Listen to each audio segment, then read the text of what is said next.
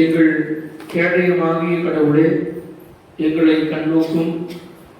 நீ திருப்பொழிவு செய்தவரின் திருமுகத்தை கனிவுடன் பாரும். ஏனெனில் வேற்றிடங்களில் வாழும் 1000 நாட்களிலும் உம் கோவில் முற்றங்களில் தங்கும் ஒரு நாளே மேலானது. தந்தை மகன் தூய ஆவியானவரின் பெயராலே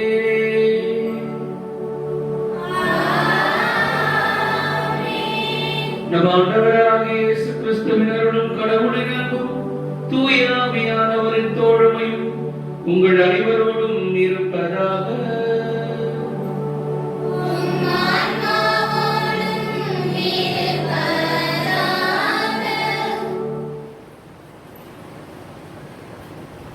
திருப்பதி முன்னுரை. இனியவர்களே, இன்று ஆண்டின் பொதுக்காலம் 20ஆம் ஞாயிறு. மீட்பு தங்களுக்கு மட்டுமே என்று உரிமை கொண்டாடிய யூதர்களிடமிருந்து மீட்பு அனைவருக்கும் என்ற நிலை மலர்வதை இன்றைய இறைவாக்கு வழிபாடு நமக்கு உணர்த்துகிறது. நம்பிக்கை என்ற ஒற்றை கதவின் வழியாக நுழைந்து தன் மகளுக்கு நலம் பெற்றுக் கொள்கிறார் கனானிய பெண். நாம் பிறரை பற்றி கொண்டுள்ள நம்முடைய முற்சார்பு எண்ணங்களை அகற்றவும், நம்பிக்கையில் பிள்ளைகளும் நாய்க்குட்டிகளும் ஒரே உணவையே உண்கின்றன என்ற பரந்த பார்வையை பெறவும் வரம் வேண்டி இப்பலியில் பங்கேற்போம். சகோதர சகோதரிகளே, பொது காலத்தில் 20ஆம் ஞாயிறு ஆண்டவரின் கல்வாரி பலியை, கடத்திருப்பலியை இன்று நாம் ஜெபித்து இறைவனை தொழவும் இறைவேண்டல் செய்யவும், நமக்கு தேவையான அருள் வரங்களை ஆசிரியரை பெற்றுக் கொள்ளவும் ஆட்சியோடு வந்திருக்கிறோம். எனவே ஆண்டவர் நமக்கு செய்திருக்கிற எல்லா நன்மைகளுக்கு உளமாற நன்றி சொல்லி இந்த கல்வாரி பலியை ஜெபித்து ஒப்புக் கொடுப்போம். நம்முடைய தேவைகளை எல்லாம் ஆண்டவருடைய அருள் பாதத்தில் ஒப்புக் கொடுப்போம். இந்த கல்வாரி பலியில் குன்னூரை சேர்ந்த திருமதி மேரி அவர்கள் உடல்நலக்குறைவின்றி மருத்துவமனையிலே அனுமதிக்கப்பட்டு சிகிச்சை பெற்றுக் கொண்டிருக்கிறார்கள். அவர் விரைவாக பூரணமாக சுகம் பெற வேண்டி அவருடைய குடும்பத்தார் இந்த கல்வாரி பலியை ஜெபித்து ஒப்புக் கொடுக்கிறார்கள். மேலும் திருவாளர் ராஜன் அவர்களை கடவுள் மாரடைப்பிலிருந்து காப்பாற்றி குணப்படுத்தி கொண்டிருக்கிறார்கள். அவரும் விரைவில் பூரணமாய் சுகம் பெற வேண்டும், குணம் பெற வேண்டும் என்று குடும்பத்தார் ஜெபித்து ஒப்புக் கொடுக்கிறார்கள். மேலும் திருமதி ஜெயமேரி ஜார்ஜ் அவர்கள் குடும்பத்திற்கு இறைவன் செய்திருக்கிற எல்லா நன்மைகளுக்கு நன்றி பலியாகவும் அவருடைய குடும்ப கருத்துக்கள் நிறைவேற வேண்டியும் இந்த திருப்பலியை ஜெபித்து ஒப்புக் கொடுக்கிறார்கள். மேலும் அவருடைய குடும்பத்தில் மறித்த ஜார்ஜ், ஜோஆண்டனி விமல், சூசை மரியம்மாள் ஆகிய மறித்த ஆன்மாக்களின் ஈடேற்றத்திற்காகவும், யாரும் அணியாத உத்தரப்பிரவேயில் வேதனைப்படுகிற ஆன்மாக்களின் ஈடேற்றத்திற்காகவும் இந்த கல்வாரி பலியை ஒப்புக் கொடுத்து ஜெபிக்கிறார்கள். இந்த கருத்துக்களோடு நம்முடைய தனிப்பட்ட குடும்ப கருத்துக்களை ஆண்டவருடைய அன்பு கருத்தில் ஒப்புக் கொடுப்போம். குறிப்பாக நம்முடைய பங்கு குடும்பத்திற்காக, பங்கு குடும்பத்தில் உள்ள ஒவ்வொருவருக்காகவும் இந்த கல்வாரி பலியை நாம் ஜெபிப்போம்.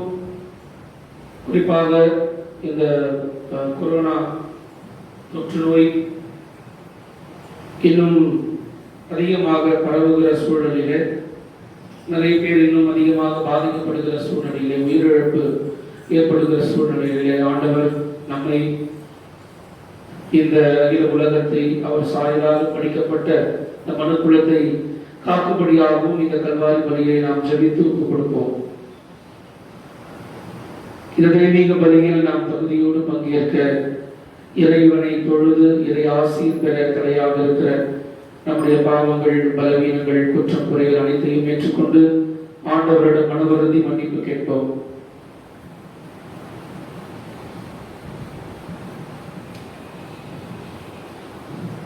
எல்லாமுள்ள இறைவனிடமும் நான் பாவியை ஏற்றுக்கொள்கிறேன். ஏனெனில் சிந்தனையாலும் சொல்லாலும் செயலாலும் கடவுளில் தவறியால் பாவங்கள் பல செய்தேன். என் பாவமே, என் பாவமே, என் பெரும்பாவமே. ஆகையால் இப்பொழுதும் கன்னியான புனித மரியாதையும் வானதூதர் புனிதர் அனைவரையும் சகோதர சகோதரிகளையும் உங்களையும் நம் இறைவனாகிய ஆண்டவரிடம் எனக்காக வேண்டிக் கொள்ள மன்றாடுகிறேன். எல்லாம் வல்ல அன்பு இறைவன் மீது இருக்க வைத்து நமது பாவங்கள் பலவீனங்கள் குற்றக்குறை அனைத்தையும் மன்னித்து நம்மை முடிவில்லாத பேரின்ப வாழ்வுக்கு அழைத்துச் செல்வாராக.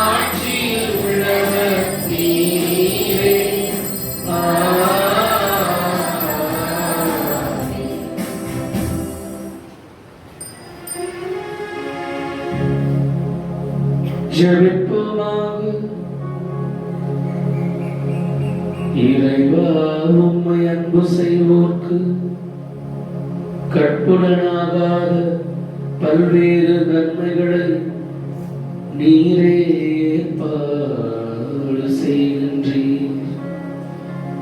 எங்கள் இதயங்களில் உமது அன்பின் நிறைவை பொழிவதா நாங்கள் உம்மை அனைத்திற்கும் மேலாகவும் அன்பு செய்து எல்லா வகை மனித எதிர்பார்ப்புகளையும் கடந்து உம் வாக்குறுதிகளை பெற்றுக் கொள்ள செய்தருள்வீராக. உம்மோடு தூய ஆவியானவரின் ஒன்றிப்பில் ஒரே இறைவனா என்றென்றும் வாழ்ந்து ஆட்சி செய்கின்ற எங்கள் ஆண்டவரும் உன் திருமகனுமாகிய இயேசு கிறிஸ்து வழியாக உம்மை மன்றாடுகின்றோம்.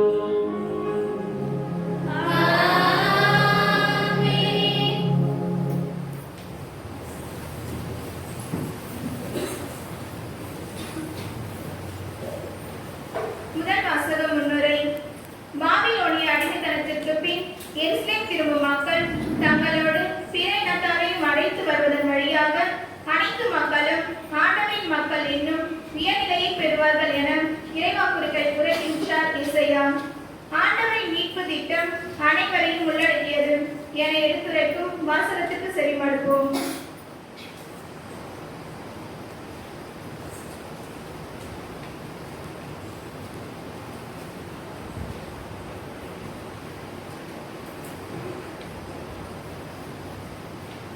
பிற இன மக்களை நான் என் திருமலைக்கு அழைத்து வருவேன். முதல் வாசகம் இறைவாக்கினர் ஏசாயா நூலிலிருந்து வாசகம். அதிகாரம் 56 இறை வார்த்தைகள் 1 மற்றும் 6 முதல் 7 முடிய. ஆண்டவர் கூறுவது இதுவே: நீதியை நிலைநாட்டுங்கள், நேர்மையை கடைபிடியுங்கள். நான் வழங்கும் விடுதலை அண்மையில் உள்ளது, நான் அளிக்கும் வெற்றி விரைவில் வெளிப்படும்.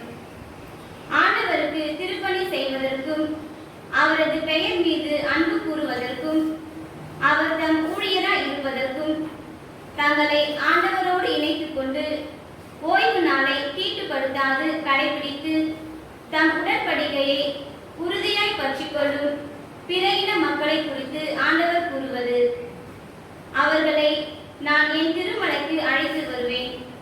இறைவேண்டல் செய்யப்படும் என் இல்லத்தில் அவர்களை மகிழ செய்வேன். அவர்கள் படைக்கும் எரிபலிகளும் மற்ற பலிகளும் என் பீடத்தின் மேல் ஏற்றுக்கொள்ளப்படும். ஏனெனில் என் இல்லம் மக்களினங்கள் அனைத்திற்கும் உரிய இறை மன்றாட்டின் வீடு என அழைக்கப்படும். இது ஆண்டவர் வழங்கும் அருள்வாக்கு. பதிலுரை பாடல் பல்லவி. கடவுளே, மக்களினத்தார் உம்மை புகழ்ந்து போற்றிடுவர். கடவுளே, எம் மீது இறங்கி எமக்கு ஆசி வழங்குவீராக. உம் திருமுக ஒளியை எம் மீது வீசுவீராக. அப்பொழுது உலகம் உமது வழியை அறிந்து கொள்ளும். பிற இனத்தார் அனைவரும் நீர் அருளும் மீட்பை உணர்ந்து கொள்வர். கடவுளே, மக்களினத்தார் உம்மை புகழ்ந்து போற்றிடுவர். பல்லவி. கடவுளே, மக்களினத்தார் உம்மை புகழ்ந்து போற்றிடுவர். வேற்று நாட்டினர் அக்களித்து மகிழ்ச்சியுடன் பாடிடுவாராக. ஏனெனில் நீர் மக்களினங்களை நேர்மையுடன் ஆளுகின்றீர், உலகின் நாடுகளை வழிநடத்துகின்றீர். கடவுளே, மக்களினத்தார் உம்மை புகழ்ந்து போற்றிடுவர். பல்லவி. கடவுளே, மக்களினத்தார் உம்மை புகழ்ந்து போற்றிடுவர். கடவுளே, மக்களினத்தார் உம்மை புகழ்வார்களாக. மக்கள் எல்லோரும் உம்மை போற்றுவார்களாக. கடவுள் நமக்கு ஆசி வழங்குவாராக. உலகின் கடையெல்லை வரை வாழ்வோர் அவருக்கு அஞ்சுவாராக. கடவுளே, மக்களினத்தார் உம்மை புகழ்ந்து போற்றிடுவர். பல்லவி. கடவுளே, மக்களினத்தார் உம்மை புகழ்ந்து போற்றிடுவர்.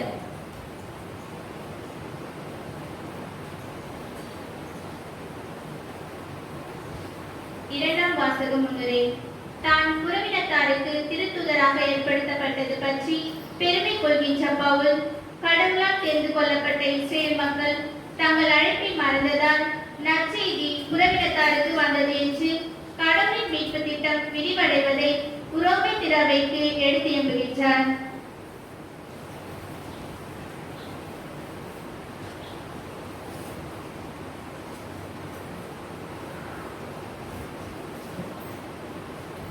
கடவுள் தாம் விடுத்த அழைப்பையும் கொடுத்த அருள்கொடைகளையும் திரும்ப பெற்றுக் கொள்வதில்லை. இரண்டாம் வாசகம் திருத்துதர் பவுல் உரோமையருக்கு எழுதிய திருமுகத்திலிருந்து வாசகம். அதிகாரம் 11 இறை வார்த்தைகள் 13 முதல் 15 முடிய, மேலும் 29 முதல் 32 முடிய. சகோதர சகோதரிகளே, பிற இனத்தாராகிய உங்களுக்கு சொல்கிறேன், உங்களுக்கு திருத்துதராய் இருக்கும் நான் என் பணியை குறித்து பெருமை கொள்கிறேன். இதன் வழியால் என் இனத்தாரும் பொறாமையை தூண்டிவிட்டு அவர்களும் சிலரை என்று மீட்க முடியும் என நம்புகிறேன். யூதர்கள் தள்ளப்பட்ட போதே உலகம் கடவுளோடு ஒப்புரவாகியது என்றால் அவர்கள் அவரால் ஏற்றுக்கொள்ளப்படும் போது எப்படி இருக்கும்? இறந்தோர் உயிர் பெற்று எழுவர் என்று சொல்லலாம் அல்லவா? ஏனெனில் கடவுள் தாம் விடுத்த அழைப்பையும் கொடுத்த அருள்கொடைகளையும் திரும்ப பெற்றுக் கொள்வதில்லை. ஒரு காலத்தில் நீங்கள் கடவுளுக்கு கீழ்ப்படியாமல் இருந்தீர்கள். இப்பொழுது அவர்கள் கீழ்ப்படியாமல் இருப்பதால் நீங்கள் கடவுளின் இரக்கத்தை பெற்றுக் கொண்டீர்கள். அதுபோல இக்காலத்தில் நீங்கள் இரக்கத்திற்கு உரியவர்களாக இருக்கிறீர்கள். அவர்கள் கீழ்ப்படியாமல் இருக்கிறார்கள், ஆனால் அவர்களும் விரைவில் இரக்கம் பெற்றுக் கொள்வார்கள். அதன் பொருட்டே இவ்வாறு நடந்திருக்கிறது. ஏனெனில் அனைவருக்கும் இரக்கம் காட்டுவதற்காகவே கடவுள் அனைவரையும் கீழ்ப்படியாமைக்கு உட்படுத்தினார். இது ஆண்டவர் வழங்கும் நல்வாக்கு.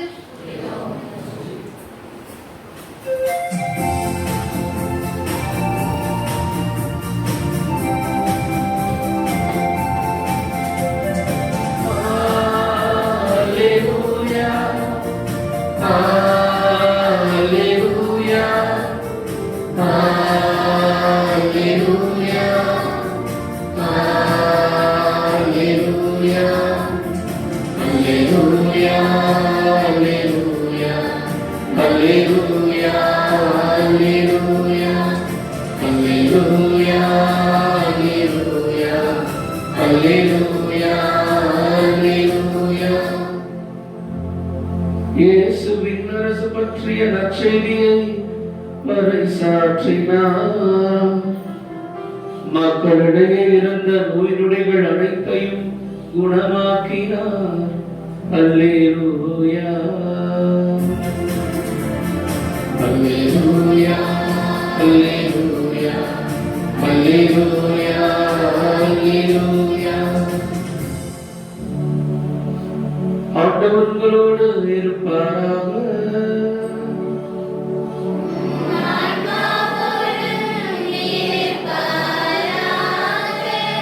புனித மத்தேயு எழுதிய தூய நற்செய்தியிலிருந்து வாசகம்.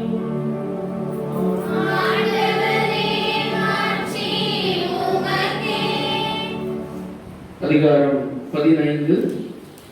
வாழ்வு தரும் இறை திரு வார்த்தைகள் 21 முதல் 28 முடிய. அக்காலத்தில் இயேசு தீர், சீதோன் ஆகிய பகுதிகளை நோக்கி சென்றார். அவற்றின் எல்லை பகுதியில் வாழ்ந்து வந்த கானானிய பெண் ஒருவர் அவரிடம் வந்து, ஐயா, தாவீதின் மகனே, எனக்கு இரங்கும், என் மகள் பேய் பிடித்து கொடுமைக்குள்ளாகி இருக்கிறாள் என கதறினார். ஆனால் இயேசு அவரிடம் ஒரு வார்த்தை கூட மறுமொழியாக சொல்லவில்லை. சீடர்கள் அவரை அணுகி, நமக்கு பின்னால் கத்திக்கொண்டு வருகிறாரே, இவரை அனுப்பிவிடும் என வேண்டினர். அவர் மறுமொழியாக, இஸ்ரேல் குலத்தார்கள் காணாமற் போன ஆடுகளாய் இருப்போரிடமே நான் அனுப்பப்பட்டேன் என்றார். ஆனால் அப்பெண் அவர் முன் வந்து பணிந்து, ஐயா, எனக்கு உதவியருளும் என்றார். அவர் மறுமொழியாக, பிள்ளைகளுக்குரிய உணவை எடுத்து நாய்க்குட்டிகளுக்கு போடுவது முறையல்ல என்றார். உடனே அப்பெண், ஆமையா, ஆனாலும் தங்கள் உரிமையாளரின் மேசையில் இருந்து விழும் சிறு துண்டுகளை நாய்க்குட்டிகள் தின்னுமே என்றார். இயேசு மறுமொழியாக, அம்மா, உமது நம்பிக்கை பெரிது, நீர் விரும்பியவாறே உமக்கு நிகழட்டும் என்று அவரிடம் கூறினார். அந்நேரம் அவர் மகளின் பிணி நீங்கியது. இது வாழ்வு தரும் கிறிஸ்துவின் நற்செய்தி.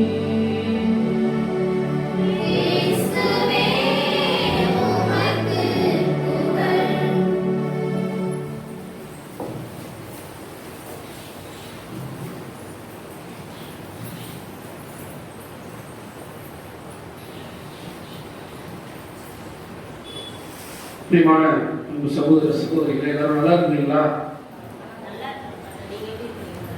நல்லா இருக்கீங்களா? பத்திரமா இருக்கீங்களா? நம்ம பாதுகாப்பா பத்திரமா இருக்க வேண்டிய நம்முடைய அவசியம். பிரியமான அன்பு சகோதர சகோதரிகளே, இன்று புதுக்காலத்தின் 20ஆம் ஞாயிறு திருவழிபாட்டை கொண்டாடுகின்றோம். இந்த நாளில் இறை வழிபாட்டு வாசகங்கள் கூறும் ஒரு மைய செய்தி, ஆழமான நம்பிக்கையோடு விடாமுயற்சியோடு நாம் கடவுளை பற்றி கொண்டு அவரிடம் இறைஞ்சுகிற எதையும் நமக்கு செய்து முடிப்பார். நாம் ஒரு தேவையை முன்னிறுத்தி, குறிப்பாக நம்முடைய வாழ்வின் ஒரு ஆதாரமாக இருக்கிற, நம்முடைய வாழ்வின் மிக முக்கிய தேவையாக இருக்கிற ஒன்றை நாம் முன்னிறுத்தி ஜெபிக்கிற பொழுது, அல்லது நம்முடைய துன்பத்தை, நமக்கு நேர்ந்த துயரத்தை, நாம் அனுபவித்துக் கொண்டிருக்கிற ஒரு கஷ்டத்தை நம்பிக்கையோடு ஆண்டவரிடம் விடாமுயற்சியோடு சொல்லி ஜெபித்து கதறுகிற பொழுது ஆண்டவர் நிச்சயம் அதற்கு செவி கொடுப்பார். அப்ப ஒரு பக்கம் நம்முடைய ஆழமான நம்பிக்கை, விடாமுயற்சியோடு ஜெபிக்கிற ஒரு உன்னதமான பழக்க நிலை. பவுலடியாருடைய நிலை வாக்கு சொல்லுகிறது, நான் அடிக்கடி சொல்லுவேன், ஒரு கிறிஸ்துவ வாழ்வின் இலக்கணம் இதுதான். ஒரு கிறிஸ்துவ வாழ்வுக்குரிய பண்பாடு, வாழ்க்கை முறை இதுதான். என்னது? எப்பொழுதும் மகிழ்ச்சியாக இருங்கள், இடைவிடாமல் ஜெபியுங்கள், என்ன நேர்ந்தாலும் நன்றி கூறுங்கள். இதுதான் ஒரு ஒவ்வொரு கிறிஸ்துவனுக்கும் இருக்க வேண்டிய ஒரு பண்பு நலன், ஒரு வழிமுறை, வாழ்க்கை முறை. அப்ப எப்பொழுதுமே மகிழ்ச்சியாக இருப்பது, இருந்தாலும் இல்லாவிட்டாலும் மகிழ்ச்சியாக இருப்பது, நாம் நினைப்பது நடந்தாலும் நடக்காவிட்டாலும் மகிழ்ச்சியாக இருப்பது, என் வாழ்விலே துன்பங்கள் நடந்தாலும் வெற்றிகள் பெற்றாலும் எப்பொழுதுமே மகிழ்ச்சியாக இருக்கிற ஒரு மனநிலை, ஒரு பக்குவம். அதே வேளையிலே இடைவிடாமல் ஜெபிப்பது, எந்த நேரமும் ஒரு ஜெப உணர்வை ஜெபிப்பது என்பது எந்த நேரமும் கடவுளை பார்த்து வார்த்தைகளை சொல்லி ஜெபிப்பது என்பது அல்ல. எப்பொழுதுமே கடவுளை நினைப்பது, எந்த சூழ்நிலையிலும் கடவுளை நினைப்பது, கடவுள் என்னோடு இருக்கிறார் என்ற, என்னை வழிநடத்துகிறார் என்ற அந்த அனுபவத்தோட நம்முடைய அன்றாட வாழ்க்கை பயணத்தை தொடர்வது. அதே போல என்ன நேர்ந்தாலும் நன்றி கூறுவது. பல நேரம் நம்முடைய பழக்கம் என்னவாக இருக்கிறது என்று சொன்னால், நான் நினைப்பது நடந்துவிட்டால் ஆஹா ஓஹோ என்பது, அல்லது நான் நினைத்தது கிடைக்காவிட்டால் மண்ணை வாரி விடுவது அல்லது தூற்றுவது, இதுதான் வழக்கமாக இருக்கிற மனநிலை. ஆனால் கடவுளை பொறுத்தவரையிலே நாம் என்ன நேர்ந்தாலும், நம்முடைய வாழ்க்கையில எது நடந்தாலும் நன்றி ஆண்டவரே, நன்றி இயேசுவே என்ற அந்த பக்குவம். அப்படி ஒரு பக்குவப்பட்ட பெண்ணைத்தான் இன்று நாம் நற்செய்தியிலே பார்க்கிறோம். மரியோ ஃபூகோ என்ற ஒரு நாவல் ஆசிரியர் எழுதிய ஒரு புதினம் என்னன்னா காட் ஃபாதர். ஆங்கிலத்திலே கூட அந்த படம் 3 பகுதிகளாக வெளிவந்திருக்கிறது. காட் ஃபாதர் போய் பாருங்க. காட் ஃபாதர்னா என்ன? நம்ம வழக்கத்துல காட் ஃபாதர்னா என்ன? காட் பேரண்ட்னு சொல்றோம்ல, ஒரு ஞானசாரம் கொடுக்கும்போது சொல்றோம் காட் பேரண்ட்னு சொல்றோம். யார்? ஞான பெற்றோர். அப்ப காட் ஃபாதர்னா யாரு? ஞான தந்தை. இதுக்கு மொழிங்க. அப்ப காட் ஃபாதர் ஞான தந்தை. அப்ப இவர் இந்த கதையை யார் பத்தினா, குறிப்பாக இத்தாலி நாட்டை சேர்ந்த மக்கள் எல்லாருமே இந்த ஞான தந்தைக்கு ரொம்ப ரொம்ப, குறிப்பாக ஞான பெற்றோருக்கு ரொம்ப அதிகமாக இம்பார்ட்டன்ஸ் கொடுப்பாங்க, மதிப்பு கொடுப்பாங்க. தமிழ் வழக்கத்தில் கூட தொட்டப்பா அப்படின்ற வழக்கம் சொல்லாடல் சொற்செயல் இருக்குதுன்னு சொல்றாங்க. ஏன் தொட்டப்பான்றாங்கன்னா, குழந்தைக்கு ஞானஸ்தானம் கொடுக்கிற பொழுது, ஞானஸ்தானம் கொடுக்கும்போது அந்த துண்டை, வெள்ளை துண்டை கொடுத்து தோல் மேல குழந்தை வச்சு தோல் மேல பிடிப்பாங்க. அதே போல உறுதி பூசல் கொடுக்கிற பொழுது ஞான பெற்றோர் தான் உறுதி பூசல் பெறுவோருடைய தோளில் கரங்களை வைப்பாங்க. அதெல்லாம் தொட்டப்பா தொட்டம்மா அப்படின்னு சொல்லுவாங்க. அப்ப இந்த கதை கூட, இந்த காட் ஃபாதர் என்ற கதை கூட அமெரிக்காவில் வாழ்கிற எல்லா இத்தாலியர்களுக்குமான ஒரு ஞான தந்தையாக காட்பாராக இருக்கிற ஒருவரை பற்றி தான், ஒரு டான் மாதிரி இருக்கிறார், அவரை பற்றி தான் பேசுது. அந்த கதை நமக்கு முக்கியம் இல்லை. ஆனா அந்த படத்துல அந்த காட்ஃபாதர் அடிக்கடி சொல்லுகிற ஒரு வார்த்தை என்னன்னா, always reason out. Reason always wins, not emotion அப்படின்னு சொல்றாரு. Always reason out. Reason always wins, not emotion. இதுக்கு என்ன அர்த்தம்னா, எப்பொழுதுமே அறிவுசார் முறையிலே சிந்தித்து செயல்படுங்க. எப்படி? ஆமா, அறிவை பயன்படுத்தி சிந்தித்து செயல்படுங்க. எப்பொழுதுமே அறிவுதான் வெல்லும். நம்முடைய உணர்ச்சிகளும் உணர்வுகளும் நம்மை வெற்றி பெற செய்யாது அல்லது வாழ்க்கையை நகர்த்த பயன்படாது என்று சொல்வார். எனக்குரிய அதை பிரதிபலிக்க ஒரு நிகழ்வு தான் இன்றைய நற்செய்தி. எப்பொழுதுமே அறிவுசார் முறையிலே சிந்தித்து செயல்படுகிற என்பதற்கு இன்றைய நற்செய்தியில் வருகிற கனானிய பெண் மிக உன்னதமாக ஒரு எடுத்துக்காட்டாக இருக்கிறார். நிறைய விஷயங்கள் பேசலாம். அதில் ஒரு நற்செய்தியை மையப்படுத்தி மட்டும் நம்முடைய சிந்தனைகளை இன்று நாம் பார்க்கலாம் என்று எண்ணுகிறேன். பிரியமான சகோதர சகோதரி, நற்செய்தி இந்த நிகழ்வு சம்பவம் எங்க நடக்குது அப்படின்னா, தீர் சீதோன் பகுதியில் நடக்குது. தீர் சீதோன் பகுதி என்னன்னா, அந்த கலிலேய கடற்கரை ஒட்டிய அந்த பகுதி. இந்த தீர் சீதோன்ல தான் புறவினத்து மக்கள் அதிகமாக வாழ்கிற பகுதி. இயேசு யூதர்கள் மத்தியில் இருந்து புறவினத்து மக்கள் வாழ்கிற பகுதி வழியாக தீர் சீதோன் வழியாக தான் நோக்கி செல்கிறார். அவற்றின் எல்லை பகுதியில் வாழ்ந்து வந்த கனானிய பெண் ஒருவர் அவரிடம் ஐயா, தாவீதின் மகனே, எனக்கு இறங்கும், என் மகள் பேய் பிடித்து கொடுமைக்குள்ளாக இருக்கிறாள் என கதறினார். அவருடைய இன்டென்ஷன், அவருடைய எதிர்பார்ப்பு, அவருடைய ஜெபம், அவருடைய தேவை ரொம்ப அவசியமான ஒன்றாக, அப்படிதானே? எனக்கு சாப்பாட்டுக்கு வழி இல்லை, எனக்கு வீடு வாசல் இல்லை, என்ன செய்யுங்க அப்படின்னு சொன்னா ஒரு இது இருக்குது. ஆனா இயேசு கிட்ட என்ன கேட்கணுமோ, இயேசை நோக்கி, இயேசு ஆண்டவரை நோக்கி எதை அவரிடம் எதிர்பார்க்க வேண்டுமோ அதைத்தான் அவன் எதிர்பார்க்கிறார். என் பொண்ணு பேய் பிடிச்சு கொடுமைக்குள்ளாக இருக்கிறார், அந்த வார்த்தையை யூஸ் பண்ணுகிறார். கொடுமைக்குள்ளாக இருக்கிறார், கொஞ்சம் எங்க குழந்தைய, என் பொண்ணை கொஞ்சம் காப்பாற்றலாம் ஆண்டவரே என் கதை. ஆனால் இயேசு அவரிடம் ஒரு வார்த்தை கூட மறுமொழியாக சொல்லவில்லை. ஒரு பாராமுகமாய் இருக்கிறது போல மாட்டுக்கு போயிட்டே இருக்கிறார். அந்த பெண்ணும் விடாப்பிடியாய் பின்னால கத்தலாங்க, கதறாங்க. இப்ப அடுத்த கட்டமாக முதல் அவருடைய வேண்டுதல் புறக்கணிக்கப்பட்டது, கேட்கவே இல்லை. இரண்டாவது, இந்த அம்மா கட்டிக்கிட்டே வரதை பார்த்து சீடர்கள் இயேசுவிடம் போய், ஆண்டவரே, நம்ம சும்மா கத்திக்கிட்டே வருது, நீ மட்டும் கம்முன்னு போயிட்டே இருக்கிறீங்களே, எதனா சொல்லி அமுச்சு விடுங்க அப்படின்னு. அந்த அம்மா அவங்களுடைய கண்ணீரும் கதறலும் இவர்களுக்கு வெறும் கத்தலாக தெரிகிறது இல்ல. வேற ஒரு வழியில் சொல்லுங்க, ஆண்டவரை பாவம் இவ்வளவு கஷ்டப்பட்டு பொண்ணுக்காக இவங்க வந்திருக்கிறாங்களே, அவங்க எதனா அவங்க செய்யுங்க ஆண்டவரை அப்படின்னு சொல்லியிருந்தா அது உண்மையா இயேசுடைய சீடர்களுக்கு உண்டான ஒரு அணுகுமுறையாக இருந்திருக்கும். அவங்க என்ன சொல்றாங்க, நமக்கு பின்னால் கட்டிக்கொண்டே வருகிறாரே, இவரை அனுப்பிவிடும், ஆண்டவரே அவங்களுக்கு எதாவது செய்யுங்க கூட சொல்ல, ஏதோ சொல்லி அனுப்பிச்சு விடுங்க ஆண்டவரே அப்படின்னு தான் சொல்றாங்க. அப்போ சீடர்களும் கூட அந்த அம்மாவுக்கு எதுனா செய்யணும், அவங்க குறைய தீர்க்கணும், அவனுடைய கண்ணீரை, அந்த அவங்க மகரோட அந்த கொடுமையை போக்கணும் என்ற ஒரு ஆர்வமும் இல்லை, அதுக்குண்டான வழிமுறையும் அவர்கள் தேடுவதாக இல்லை. அனுப்பிச்சு விடுது.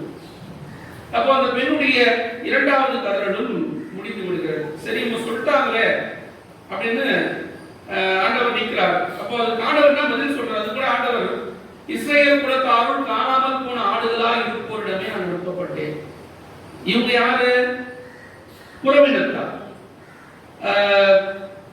யூதர் அல்லாதவர், யூத சமூகத்தை சேராதவர். அப்போ நான் இவங்களுக்கு தான் நன்மை செய்ய மாட்டேன், இவங்களை பேய் பிடிச்சிருந்தா நான் பேய ஓட்ட மாட்டேன், இவர்கள் சுகம் இல்லாமல் இருந்தாலெல்லாம் நான் சுகப்படுத்த மாட்டேன் என்ற ஒரு அர்த்தமாகத்தான் அந்த வார்த்தையை இயேசு பயன்படுத்துகிற வார்த்தை தெரிகிறது. நான் வந்து இவர்களுக்காக மட்டும்தான் வந்தேன். இப்போதைக்கு முதல்ல நான் அவங்கள திருத்திட்டு, நான் முதல்ல அவங்கள குணப்படுத்திட்டு, முதல்ல அவங்ககிட்ட இருக்கிற பேயெல்லாம் ஓட்டிட்டு அது முடிச்சுனா நான் உங்ககிட்ட வரேன் அப்படின்ற மாதிரி தான் அவனுடைய வார்த்தை இருக்கிறது. சரி, அதையும் சொல்லிட்டாரு. அப்ப ரெண்டாவது சாய்ஸும் ரெண்டாவது இதுவும் போச்சு. ஆனா அந்த பெண் விடுவதாக இல்லை. அவன் தொடர்ந்து கத்தி கொண்டு வருகிறார். டப்புனு ஓடி வந்து ஆண்டவருக்கு முன்னாக அவர் முன் வந்து பணிந்துனா முட்டி போட்டு அவர் முன் பணிந்து, ஐயா எனக்கு உதவி அருளும் என்கிறார். திருப்பியும் நான் எவ்வளவு பெரிய கஷ்டத்துல இருக்கிறேன், என் ஒரே பொண்ணு, அவ படுற அந்த வேதனை என்னால பார்க்க முடியல, ஏதாவது செய்யுங்க ஆண்டவரே, உங்களால முடியும் என்ற நம்பிக்கையோடு நான் வந்திருக்கிறேன், ஏதாவது செய்யுங்க அப்படின்னு சொல்றாங்க. ஆனா அந்த சூழ்நிலையிலும் ஆண்டவர் இன்னும் அந்த பெண்ணை காயப்படுத்துகிற வார்த்தைகளை தான் உபயோகப்படுத்துகிறார். பிள்ளைகளுக்குரிய உணவை எடுத்து யாருக்கு போடுவதில்லை? நாய்க்குட்டிகளுக்கு போடுவதில்லை. ஆக்சுவலா தமிழ்ல வந்து வெறும் நாய்கள் அப்படின்னு சொன்னா ரொம்ப ஹார்ஷா இருக்கும் அந்த வார்த்தை. ஆனா ஆங்கில மொழிபெயர்ப்பெல்லாம், மற்ற மொழிபெயர்ப்பு டாக்ஸ் தான் இருக்கும், நாட் பப்பீஸ் அப்படிலாம் இருக்காரு. அப்போ தமிழ்ல வந்து அது ஹார்ஷா இருந்தது, நாய்க்குட்டிகளுக்கு போடுவதில்லை. ஆனா இந்த நாய் என்ற வார்த்தை, நாய்க்குட்டி என்ற வார்த்தை கிரேக்கத்துல இரண்டு வகையில பயன்படுத்துகிற வார்த்தை, ரெண்டு வகை வார்த்தைகள் இருக்கு நாய்க்கு. என்னன்னா, இந்த தெருவில் சுற்றுற நாய்கள் எல்லாம் இருக்குல்ல, அந்த நாய்களுக்கு ஒரு வார்த்தை இருக்கிறது. ஆமா, தெருநாய்கள். வீட்டுல நம்ம எடுத்து வளர்க்கிறோம்ல, பெட் டாக்ஸ், பெட் அனிமல்ஸ் சொல்றோம்ல, அப்படி வீட்டுல நம்ம எடுத்து வளர்க்கிற நாய்களுக்கு ஒரு பெயர் இருக்கிறது. ஆனா இயேசு இங்க பயன்படுத்துகிற வார்த்தை வீட்டுல வளர்க்கிற நாய்களை குறிப்பிடுவதற்காக பயன்படுத்துகிற வார்த்தை. இப்போ இந்த பெண் ஒரு எமோஷனலா யோசிச்சிருந்தாருன்னா அவன் என்ன பண்ணிருக்கலாம்? நீ பாத்தீங்கன்னா இயேசு இருக்கிற இடம் அவங்க ஏரியா, அந்த பெண்ணோட ஏரியா, புறவினத்து மக்கள் வாழுற ஏரியா. இப்ப இந்த அளவுக்கு இயேசு வார்த்தைகள் உபயோகப்படுத்தி நாய் கூட என்ன கம்பேர் பண்றாரு. அவங்க உடனே ஓடி இந்த மாதிரி ஒரு வந்தாரு, இந்த மாதிரி நம்மளை எல்லாம் ஒட்டுமொத்தமா சேர்த்து நாயின்னு சொல்றாரு. அவர் ஒரு வழி பார்க்கலாம் வாங்கன்னு சொல்லிட்டு அவன் கூட்டத்தெல்லாம் கூட்டிட்டு வந்து இயேசு கூட சண்டை போடுறதுக்கு கூட வாய்ப்பு இருக்கு இல்ல? அது ஒரு பக்கம். நான் இவ்வளவு தூரம் கேட்டு வரேன், என்ன இந்த அளவுக்கு அசிங்கப்படுத்துற அப்படின்னு சொல்லிட்டு இந்த சாதாரண பெண்மணிகளா இருந்தா, அல்லது நம்முடைய உணர்வுகளுக்கு நாம் வந்து அதிகமான முக்கியத்துவம் கொடுத்து உணர்ச்சி வசப்பட்டு நாம அந்த நேரத்தில் செயல்பட்டு இருந்தோம்னா சண்டை தான் வந்து இருக்கும், அல்லது இயேசுவை திட்டி விட்டு இயேசு விட்டு போயிருக்கலாம். ஆனா நான் சொன்னேன்ல, always reason always wins not emotions என்ற வார்த்தைகள் போல இந்த பெண் யோசிக்கிறாள், எனக்கு இப்ப தேவை என்ன நாயின்னு சொல்றாரா நாய்க்குட்டின்னு சொல்றாரா அதெல்லாம் எனக்கு முக்கியம் இல்லை, எனக்கு தேவை அது அவரால் முடியும், என் பொண்ணு அவரால் காப்பாற்ற முடியும், குணப்படுத்த முடியும், அவர்கிட்ட இருந்து எப்படியாவது இந்த அருளை, இந்த ஆசீரை, இந்த குணப்படுத்துதலை நான் பெற வேண்டும். அப்போ எந்த நிலைக்கு என்னை இறக்கினாலும் நான் அங்கே இறங்குவதற்கு நான் தயாராக இருக்கிறேன் என்று ஒரு வகையில் இயேசுவுக்கே கூட ஒரு பாடம் பெற்றுக் கொடுத்த ஒரு பெண்ணாக இருக்கிறார், ஒரு நம்பிக்கையாக. அப்ப அவன் சொல்ற வார்த்தை பாருங்க, ஆண்டவரே நீ சொல்றது சரியா கூட இருக்கலாம், சரியாக இருக்குன்னு வச்சுங்க, நான் நாய் தான், நாய்க்குட்டி தான், எனக்கு முதல் அருளை ஆசிரியை பெறுவதற்கு தகுதி இல்லைதான், நான் வீட்டுல ஒரு வளர்க்கிற ஒரு நாயாவே இருந்துட்டு போறேன். ஆனா அந்த வீட்டு பிள்ளைகள் மேசையில சாப்பிடும் போது அந்த ரொட்டி துண்டுலாம் கீழே விழுது இல்ல, அப்படி சிந்துகிற ரொட்டி துண்டை சாப்பிடுற நாயாவது நான் இருந்துட்டு போறேன், என்ன குணப்படுத்துங்க, என் பொண்ணை குணப்படுத்துங்க என்று கேட்கிறான். அதாவது மேல டேபிள்ல உட்கார்ந்து சாப்பிடுற பையனும் கீழே இருக்கிற நாயும் ஒண்ணும் இல்ல, கரெக்ட் தானே?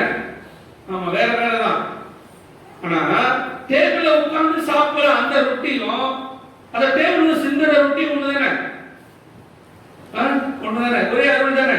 அப்போ அப்படியாவது எனக்கு கிருபை செய்யுங்கள், நலம் புரியுங்கள் என்று அந்த பெண்ணுடைய அணுகுமுறை. பிரியமான சகோதர சகோதரிகளே, உண்மையாவே அது ரொம்ப ஆழமாக நம்ம சிந்திக்கிற பொழுது மீசி இருக்க வைக்கிறது அப்படி நம்பிக்கை. மத்தேயு நற்செய்தியில ஆண்டவர் இரண்டு புறவினத்தாருக்கு தனிப்பட்ட முறையில குணப்படுத்துதலை கொடுத்திருக்கிறார். ஒன்று யாரு? நூற்றுவ தலைவர். நூற்றுவ தலைவருடைய ஊழியரை குணப்படுத்துகிற அந்த நிகழ்வு. அந்த நூற்றுவ தலைவர் கேட்கும் போது இயேசு மறுப்பே எதுவும் சொல்ல. அவர் என்ன பண்றாரு? அவங்க வீட்டுக்கு போறதுக்கு ரெடியாகிறார். ஆனா இந்த கனானிய பெண் தானே முன்வந்து நீங்க குணப்படுத்தினா போதும் அல்லது வார்த்தை சொன்னா போதும் என்ற நிலையில கூட அங்கே ஆண்டவர் அங்கே முகம் கொடுப்பதாக இல்லை. பிரியமான சகோதர சகோதரிகளே, இதுல பல வகையில இந்த நற்செய்தியை விரிவாக்கம் செய்கிறார்கள் அல்லது அதை விளக்கி சொல்லுகிறார்கள். ஒரு பக்கம் அந்த பெண்ணுடைய நம்பிக்கை, இன்னொரு பக்கம் ஆண்டவர் ஒரு மனித நிலையில இருந்து நம்ம யோசிச்சோம்னா கூட அவர் அந்த யூதர் என்ற மேட்டிமையிலே அவர் இருந்தார். இப்போ இங்கே கூட உயர் சாதி தாழ்ந்த சாதி என்ற நிலை இருந்தல்ல, நான் தான் உயர்ந்த நிலையில் இருக்கிறவர்கள், நீங்கள் தான் தாழ்ந்தவர்கள் என்ற அந்த ஒரு பிரிவினை இருக்கிறது. அப்போ இயேசு கூட ஒரு அந்த நிலையில அந்த ஒரு புரிதல் இருந்தாரா என்ற ஒரு ஐயமும் கூட அவர் சொல்ற வார்த்தைகள் நமக்கு எழுதுகிறது. ஆனா இந்த பெண் தன்னுடைய அணுகுமுறையில இயேசுவே கூட ரியலைஸ் பண்ண வச்சிருக்கிறாங்க. தேடி வராங்க, கண்டுக்காம போறாங்க, சிறுவர்கள் சொல்றாங்க. அவங்க சொல்றதுக்கும் இஸ்ரேல் மக்களுக்கு மட்டும்தான் நான் செய்வேன், உங்களுக்கு செய்ய மாட்டேன்னு சொல்றாரு. இந்த பெண் மீண்டும் கேட்கிற பொழுதும் மேசையில அமர்ந்து சாப்பிட பிள்ளைகளுக்கு உண்டான உணவு எடுத்து நாய்களுக்கு போடுவதில் என்று சொல்றாரு. இந்த அளவுக்கு அவர் பேசியது ஒரு பக்கம் அந்த பெண்ணிடம் இருக்கிற ஆழமான விசுவாச உணர்வை அங்கே வெளிக்கொண்டு வருவதற்காக இயேசு சொன்னார் என்று ஒரு சாரார் அதை விரிவாக்கம் செய்கிறார்கள், விளக்கம் கொடுக்கிறார்கள். ஆனா இன்னொரு பக்கமும் நம்ம யோசிக்க வேண்டியது, இயேசு கூட ஒரு வகையில அந்த யூதர் என்ற அந்த பாரம்பரியத்தில் பாதிக்கப்பட்டிருந்த ஒரு நபராக இருந்திருக்கலாம். ஆனா இயேசுவையே கூட இந்த பெண்ணின் ஆழமான விசுவாசம், விடாமுயற்சியோடு இயேசுவால் இது கூடும் என்ற அந்த நம்பிக்கை இயேசுவையே கூட யோசிக்க வைத்திருக்கிறது. இப்போ இயேசு பார்த்து சொல்கிறார், அம்மா நம்பிக்கை பெரியது, நீ விரும்பியவாறே உங்களுக்கு நிகழட்டும் என்று கூறினார். அந்நேரமே அந்த பெண்ணின் மகளின் பிணி நீங்கியது. பிரியமான சகோதர சகோதரிகளே, நம்முடைய வாழ்க்கையில ஆண்டவர் நமக்கு கற்றுக் கொடுக்கிற அதி முக்கியமான செய்தி, இறுதி வரை ஆண்டவரை பற்றிக் கொள்ளுங்கள். இந்த சூழ்நிலையை நம்ம எடுத்து பார்ப்போமே, இந்த கொரோனா, இந்த தொற்று நோய் இதுவரை இந்த உலகமே பார்க்கிறார அவ்வளவு பெரிய பாதிப்பை ஏற்படுத்தி இருக்கிறார். இதுவரை இந்த உலகம் இப்படிப்பட்ட ஒரு பாதிப்பை சந்தித்து இருக்குமா? கேள்விக்குறிதான். ஏன்னா அப்பப்போ கொள்ளை நோய்கள் வரும். ஒவ்வொரு நூற்றாண்டிலும் ஏதாவது ஒரு நாட்டுல ஒரு பகுதியில ஒரு கொள்ளை நோய் வரும், பல லட்சக்கணக்கான மக்களை கொள்ளும், அப்படி போகும். ஆனா ஒட்டுமொத்த உலகத்தையும் பாதித்ததாக இல்லை. ஆனால் இது ஒட்டுமொத்த உலகையும் பாதித்து இருக்கிறது. பிரியமான சகோதர சகோதரிகளே, நாமும் கூட இந்த சூழ்நிலையில இயேசுவை, நம் ஆண்டவரை, நம் கடவுளை எப்படி அணுகுகிறோம், எப்படி பார்க்கிறோம்? ஒரு வகைய நம்பிக்கை இழப்பு, ஒரு பக்கத்துல விரக்தி. ஏன் இப்படி நடக்குது? ஏன் இந்த சூழ்நிலை? எல்லாமே இழந்துட்டோம். வாழ்வாதாரங்களை எத்தனை பேர் இழந்திருக்கிறார்கள்? எத்தனை பேர் வேலையை இழந்திருக்கிறார்கள்? எத்தனை பேர் வாழ்வை இழந்திருக்கிறார்கள்? குடும்பத்துல எத்தனை பேர் இந்த கொரோனாவால் பாதிக்கப்பட்டிருக்கிறார்கள்? இந்த சூழ்நிலையில ஆண்டவரே, உமது அனுமதியின்றி எதுவும் இந்த உலகத்தில் நடக்காது. நீர் எங்களுக்கும் சாயலாக படைத்தீர். அப்போ இந்த கொரோனாவில ஒவ்வொரு மனிதனும் கொல்லப்படுகிற பொழுது உம்முடைய சாயல் அழிக்கப்படுகிறது, சிதைக்கப்படுகிறது. எனவே நீர் எங்களை அழிய விடமாட்டீர் என்பது எங்களுக்கு தெரியும். எங்களை காப்பாற்றும் என்று இன்னும் ஆழமாய் ஆண்டவரை நம்ப பற்றிக்கொள்ள இந்த சூழ்நிலை நமக்கு அழைப்பு கொடுக்கிறது. அப்படிப்பட்ட ஒரு மனப்பான்மையை நாம் பெற்றுக்கொள்ள இந்த கனானிய பெண்ணின் மனப்பான்மை, அணுகுமுறை, விசுவாசம் நம்மை தூண்டி எழுப்புவதை நாம் பார்க்கிறோம். எனவே அன்பு சகோதர சகோதரிகளே, அந்த விசுவாசத்தை நாம் நம்முடைய மனதிலே ஆழமாய் பெற்றுக்கொண்டு எப்பொழுதும் மகிழ்ச்சியாக இருப்பதும், எல்லா சூழ்நிலையிலும் எந்த நேரத்திலும் ஆண்டவரை நோக்கி மன்றாடுவதும், ஆண்டவர் என்னோடு இருக்கிற உணர்வோடு இருப்பதும், என்ன நேர்ந்தாலும் ஆண்டவருக்கு நன்றி சொல்லுகிற இந்த மனப்பான்மை நாம் பெற்றுக்கொண்டு தொடர்ந்து அவருடைய அருள் காவலில் வாழ வளர அருள்வின் திருக்குறளை தொடர்ந்து ஜெபிப்போம். ஆமென்.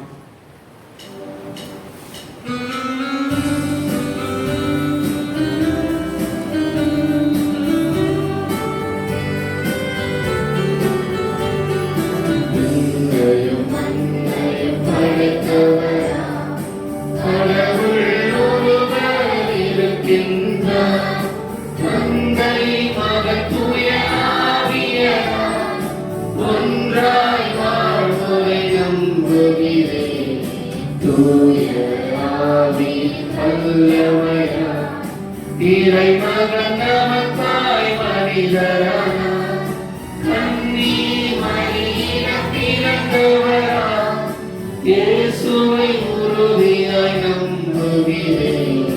யாக்கோபின் ஆட்சியில் பாடுபட்டார், சிலுவையில் இறந்து அடக்கப்பட்டார், மூன்றாம் நாளில் உயிர்த்தெழுந்தார், இறப்பின் நீரே வெற்றி கொண்டார்.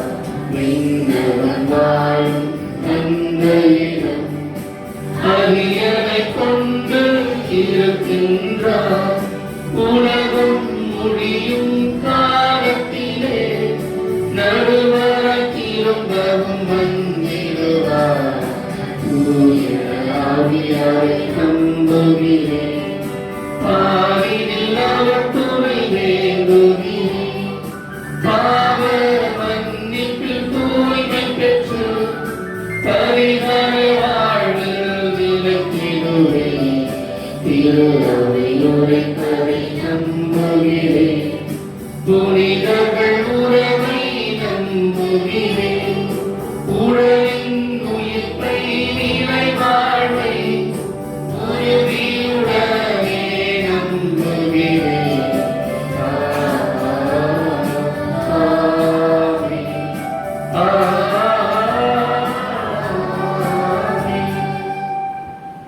அன்புமிக்க சகோதர சகோதரிகளே, நமது மீட்பின் மர நிகழ்வுகளின் நினைவு கூர்ந்த நம்பிக்கையோடு கொண்டாட நாம் அனைவரும் கூடி வந்துள்ளோம்.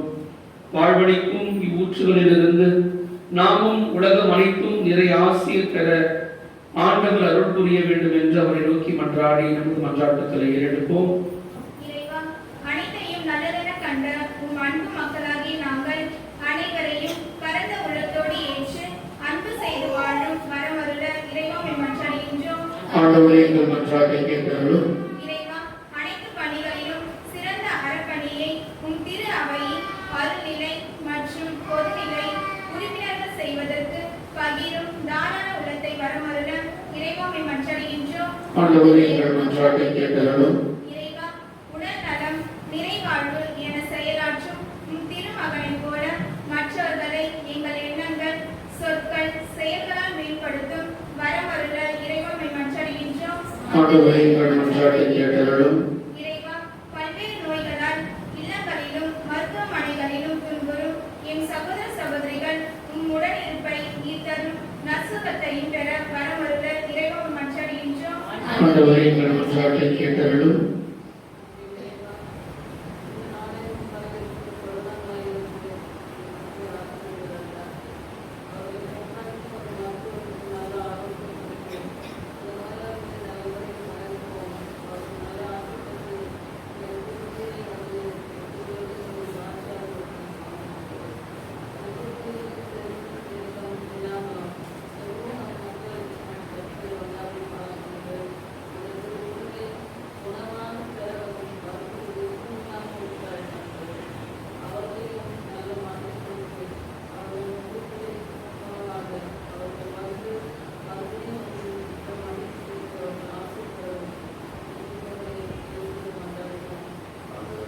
ஆண்டவரே, எங்கள் மன்றாட்டை கேட்டருளும். நம்முடைய தனிப்பட்ட குடும்ப தேவைகளுக்காக மூலமாக ஜெபிப்போம். எத்தனையோ பேர் நம்முடைய ஜெப உதவிகளை எதிர்பார்க்கிறார்கள். அவர்களை எல்லாம் நினைவு கூறுவோம். நமக்கு எவ்வளவு பேர் உதவிகள் செய்கிறார்கள். நம்முடைய நலத்தில் அக்கறை கொண்டவர்கள் இருக்கிறார்கள். அவர்களை எல்லாம் ஆண்டுடைய அன்பு கரத்தில் கொடுப்போம். எல்லா தீமையிலிருந்தும் கொள்ளை நோய்களிலிருந்தும் அழகையின் அச்சுறுத்தல்களிலிருந்தும் ஆண்டவர் நம்மை அற்புதமாய் காத்து வழிநடத்த அருள் கேட்டு ஜெபிப்போம். ஞாயிறு கடன் திருப்பலியான இன்று இந்த ஊரடங்கினால் திருப்பலியிலே பங்கேற்க முடியாத, வாய்ப்பு கிடைக்காத நம்முடைய சகோதர சகோதரிகளுக்காக அனைவருக்காக ஜெபிப்போம். இந்த திருப்பலியின் அருள் அவர்களுக்கும் நிறைவாக கிடைக்க அருள் வேண்டி கொடுப்போம். ஜெபிப்போமாக. ஆண்டவரே, இறைச்சி மன்றாடும் மக்களுக்கு உமது அருள் இரக்கம் துணை நிற்க வேண்டும் என நம்மை மன்றாடுகின்றோம். அதன் ஏவுதலால் நாங்கள் நம்பிக்கையோடு கேட்ட வரங்களை உமது வல்லமையால் விரைவாய் பெற்றுக்கொள்ள அருள் புரிவீராக. எங்கள் ஆண்டவராகிய கிறிஸ்து வழியாக உம்மை மன்றாடுகின்றோம்.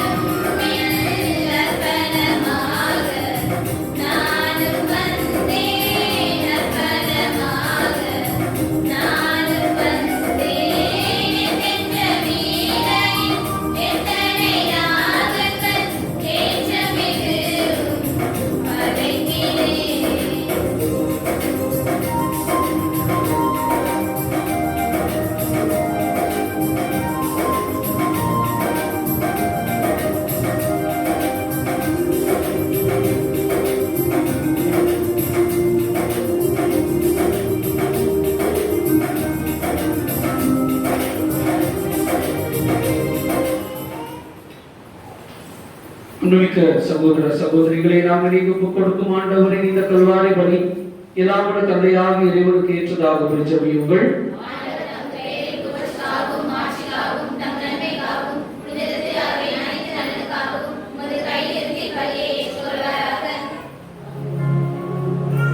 ஆண்டவரே, மாட்சிமிக்க மாற்றங்களை ஏற்படுத்தும் எங்கள் காணிக்கைகளை ஏற்றருளும். அதனால் நீர் தந்தவற்றை உமக்கு ஒப்பு கொடுத்து உம்மையே நாங்கள் பெற்றுக்கொள்ள தகுதி பெறுவோமாக. எங்கள் ஆண்டவராகிய கிறிஸ்து வழியாக உம்மை மன்றாடுகின்றோம்.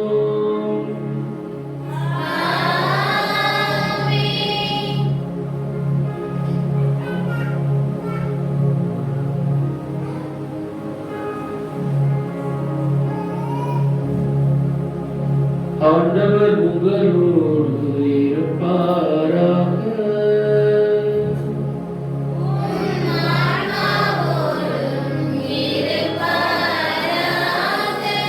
இதயங்களை மேலே எழுப்புங்கள்.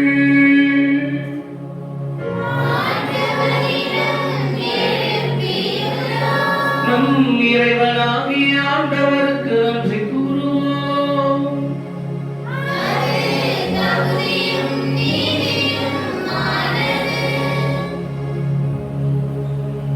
ஆண்டவரே, தூயவரான தந்தையே, என்றும் வாழும் எல்லாம் வல்ல இறைவா,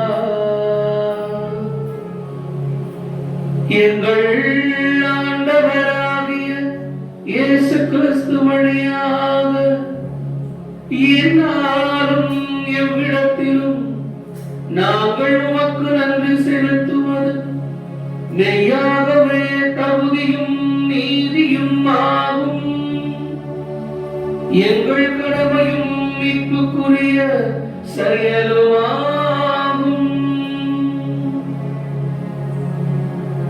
ஏனெனில் பாவப்படியால் வெகு தொலைவில் அகன்றிருந்த உம் பிள்ளைகளை உம் திருமகனின் திரு ரத்தத்தால் தூய ஆவியானவரின் வல்லமையினாலும் உம்மோடு மீண்டும் ஒன்றிருக்க திருவுளமானி. இவ்வாறு மக்கள் மூவரு கடவுளாகவும் ஒன்றிற்கால் ஒன்றிணைக்கப்பட்டு கிறிஸ்துவின் உடல் தூய ஆவியானவரின் கோயிலுமாக திருவையாக திகழச் செய்தி. இதனால் பல்வகையில் வெளிப்படும் உமது ஞானத்தை புகழ்ந்து அக்களிக்கச் செய். ஆகவே இறைவா, வானக தூதர் புனிதர் அனைவரோடும் நாங்களும் ஒன்று சேர்ந்து உமக்கு புகழ்ச்சி பண்ணி சேர்த்து முடிவின்றி உரை குரலாய் பாடுவதாவது.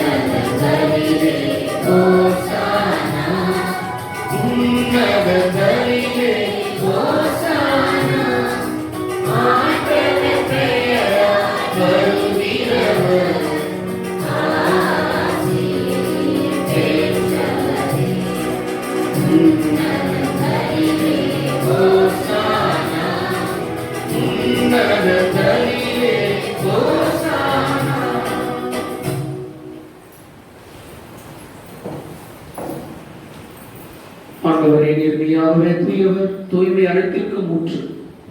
ஆகவே உடைய தூய ஆவியை பொழிந்து இக்காணிக்கைகளை தூய்மைப்படுத்த வேண்டும் என உண்மை தாழ்மையுடன் மன்றாடுகின்றோம். இவ்வாறு எங்கள் ஆண்டவர் இயேசு கிறிஸ்துவின் திருவுடலாகவும் திரு ரத்தமாகவும் இவை எங்களுக்கு மாறுவனவாக.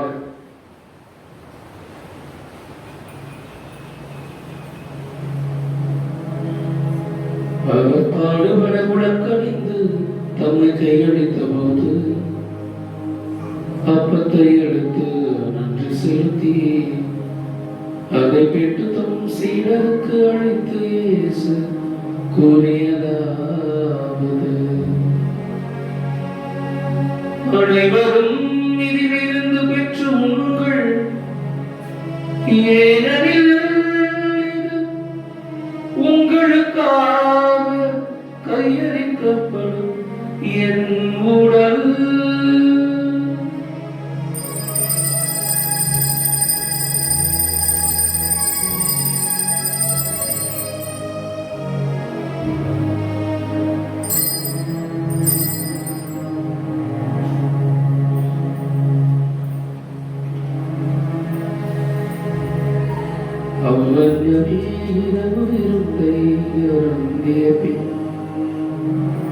கிண்ணத்தையும் எடுத்து செலுத்தி அதை தம் சீடர்களுக்கு அளித்து இயேசு கூறியதாவது,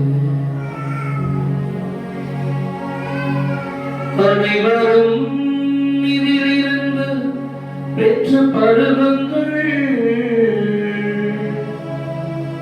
ஏனெனில் இது புதிய நிலையான உடன்படிக்கைக்குரிய என் ரத்தத்தின் கிண்ணம். இது பாவ மன்னிப்புக்கென்று உங்களுக்காகவும் பலருக்காகவும் சிந்தப்படும். இதை என் நினைவாக செய்யுங்கள்.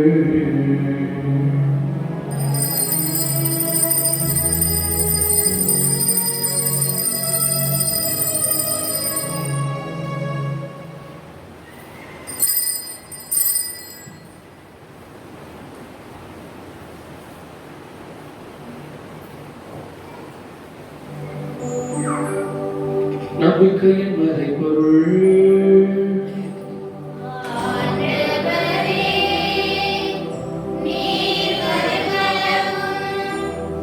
உமது இறப்பினை அறிக்கையிடுகின்றோம், உமது உயிர்ப்பினையும் எடுத்துரைக்கின்றோம்.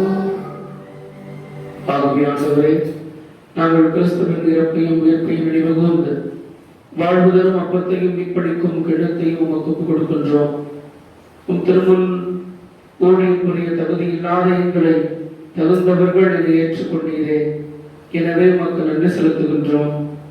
மேலும் கிறிஸ்துவின் உடலிலும் இரத்தத்திலும் பங்கு கொள்ளும் எங்களை தூய ஆவியானவர் ஒன்று சேர்க்க வேண்டும் என உம்மை தாழ்மையுடன் மன்றாடுகின்றோம். ஆண்டவரே, உலகெல்லாம் பரவியிருக்கும் ஒரு திரு அவையை நினைவு கூர்ந்திடும் எங்கள் திருத்தந்தை பிரான்சிஸ், எங்கள் அன்பு ஆயர் நீதிநாதன் ஆண்டவை, ஏனைய ஆயர்கள், எல்லா திருநிலையினர் ஆகிய அனைவரோடும் உம் திரு அவை அன்பில் நிறைவு பெறச் செய்திடும். மேலும் உயர்த்தெழும் எதிர்நோக்குடன் துயில் கொள்ளும் எங்கள் சகோதரர் சகோதரிகளையும் இறந்தோர் அனைவரையும் இரக்கத்துடன் நினைவு கூர்ந்தும் திருமுக ஒளியினுள் ஏற்றுக்கொள்ளும். எங்கள் அனைவர் மீதும் இரக்கமாயிரும். கடவுளின் கன்னித்தாயான மாட்சிமிக்க எங்கள் அன்பு அன்னை அமல உற்பவி ஆரோக்கிய தாய் புனித மரியா, அவருடைய கணவரும் திருக்குடும்ப தலைவருமான புனித யோசேப்பு, புனித திருத்தூதர்கள் கோடி அற்புதராம் புனித அந்தோனியார், இவ்வுலகில் உமக்கு உகந்தவராக இருந்தவர்கள் ஆகிய புனிதர் அனைவருடன் நாங்கள் நிலையான வாழ்வில் தோழமை கொண்டு உம் திருமகன் இயேசு கிறிஸ்து வழியாக உம்மை புகழ்ந்தேத்தும் வரமருள உம்மை மன்றாடுகின்றோம்.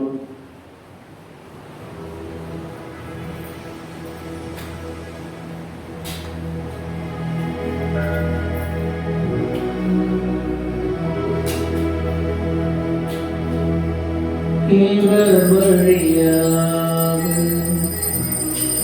இவரோடு இவரில் என்றும் வாழும் எல்லாம் வல்ல தந்தையே தாய், தூய ஆவியானவரின் ஒன்றிப்பில் எல்லா புகழும் மாட்சியும் என்றென்றும் உமக்கு உரியதே.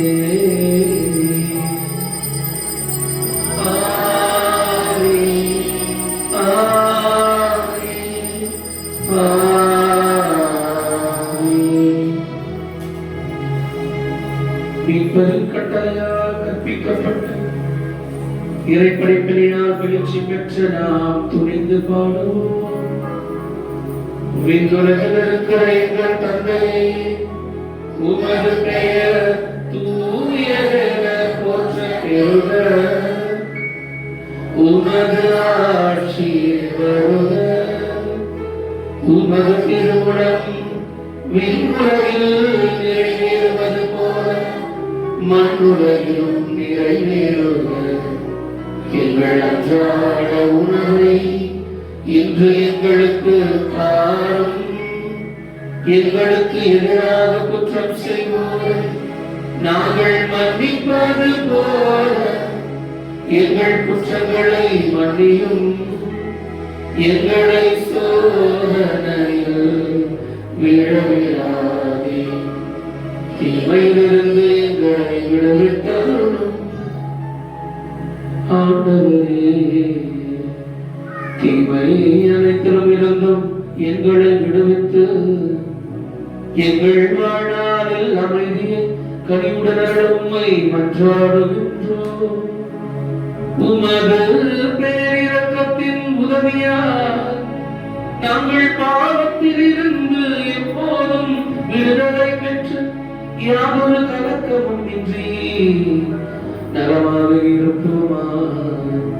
நாங்கள் நம்பியிருக்கும் பேரின்ப வாழ்வு எம்மிப்பராகிய இயேசு கிறிஸ்துவின் வருகையை பெருமகளுடன் எதிர்பார்த்திருக்கின்றோம்.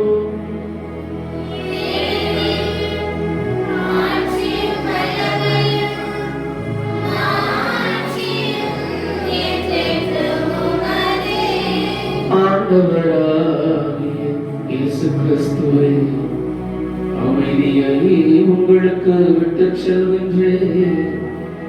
என் அமைதியையே உங்களுக்கு அளிக்கின்றேன் என்று உமது திருத்தூதர்களுக்கெல்லாம் மொழிந்தீரே. எங்கள் பாவங்கள், பலவீனங்கள், குற்றம் குறைகள் அனைத்தையும் பாராமல் உன் திரு அவையின் நம்பிக்கையை கண்ணோக்கி உமது திருவுளத்திற்கேற்ப எங்களுக்கு அமைதியை, ஒற்றுமையும், எல்லா வகை கொள்ளை நோய்களிலிருந்து பாதுகாப்பையும் விடுதலையையும் அளித்தருட திருவிழக் கொள்வீராக. என்றென்றும் வாழ்ந்து ஆட்சி செய்கின்றவர் நீரே. ஆண்டவருடைய சமாதானங்களோடு என்றும் இருப்பதாக.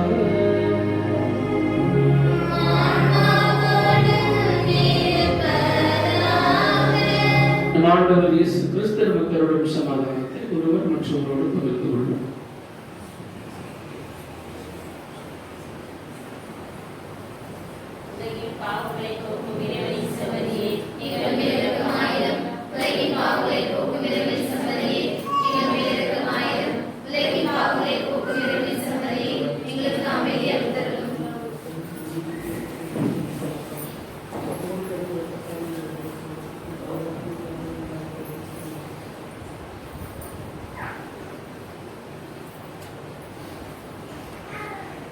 இதோ இறைவனின் செம்மறி, இதோ உலகின் பாவங்களை போக்குகின்றவர். இந்த செம்மறியின் திருவிருந்தில் அழைக்கப்பெற்ற நாம் அனைவரும் பேறு பெற்றோர்.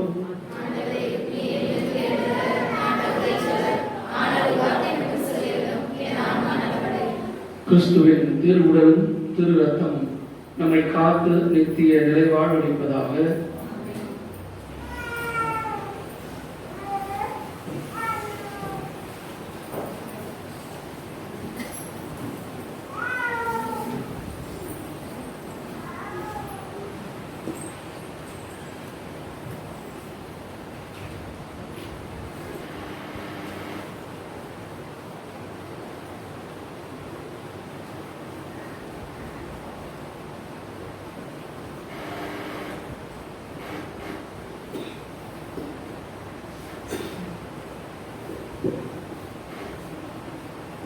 விண்ணகத்திலிருந்து இறங்கி வந்த வாழ்வு தரும் உணவு நானே என்கிறார் ஆண்டவர்.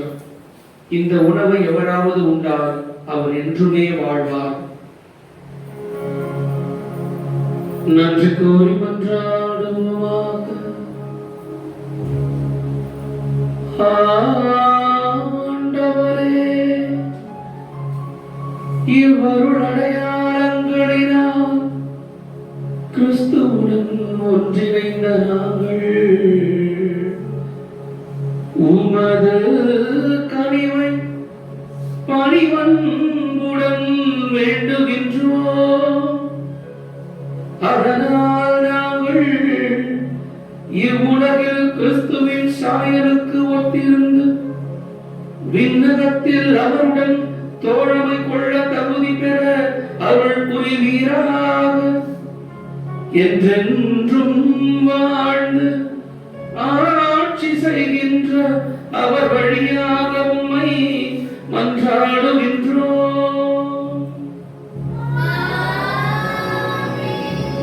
ஆண்டவர் உங்களோடு இருப்பாராக.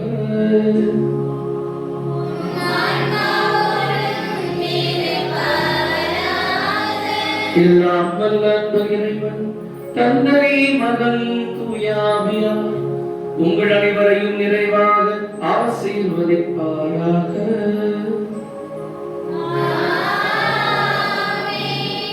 இறை அன்பிலும் சமாதானத்திலும் சென்று வாழுங்கள். திருப்பலி நிறைவேறிற்று.